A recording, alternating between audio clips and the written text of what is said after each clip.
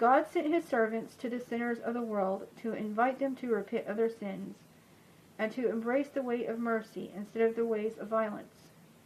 Many of these servants were attacked or killed by those that they brought the God's message to. God thought, surely, they will respect my son if I sent him. But just like the story Jesus told, the sinners didn't respect Jesus. In fact, they hated him. The non-repentant sinners hated Jesus. In the following story, Jesus compares himself to the son of the landowner. The servants were the prophets of God, and the farmers were the people that killed Jesus and the prophets of God. Here is another story. And there was a certain landowner who planted a vineyard and rented it out as a sharecrop to other farmers. Then he left to live somewhere else.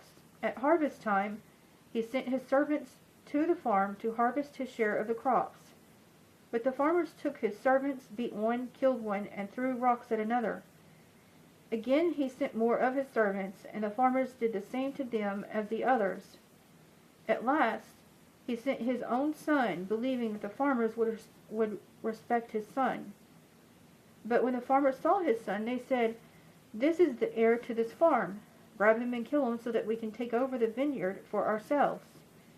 They caught him, killed him, and threw him out of the vineyard. When the owner of the vineyard came, what do you think that he would do to the farmers that killed his son? And they said, "He will torture and kill those men, and will rent out his vineyard to other farmers, and give them the harvest of the previous farmers." Now you can find this in Matthew chapter 21. This is where Jesus told a story comparing himself to the son of the farmer. Now God sent his prophets, and he sent his son to teach people to be good. But the non-repentant sinners, the sinners that refuse to repent, the ones that don't want to change, the sinners that want to keep on sinning, the people that enjoy being evil, they killed the prophets and they killed Jesus. And anyone involved in killing Jesus or the prophets, God will judge those people. And Jesus said so. Jesus said the killers will be judged severely. Now here it says Jewish leaders that plot to kill Jesus.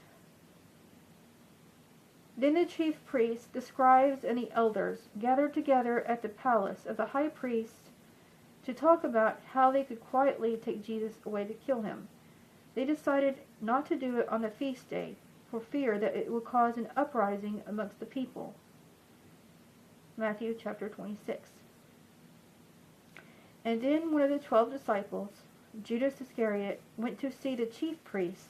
He said, "What will you pay me if I hand Jesus over to you?" And they made a deal with Judas to pay him 30 pieces of silver.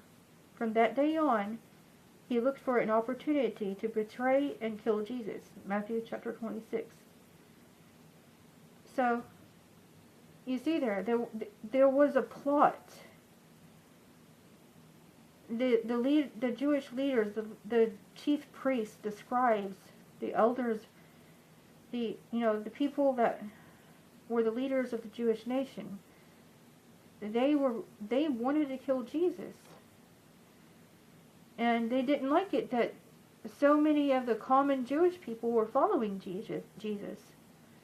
The common Jewish people were they were loving Jesus more than their arrogant leaders, because they loved the fact that Jesus was compassionate and that Jesus was a healer, and Jesus wasn't arrogant, Jesus wasn't greedy. But these leaders, they hated Jesus for being so popular, because they were so greedy for popularity. But Jesus, he wasn't even trying to be popular. He was just trying to be good.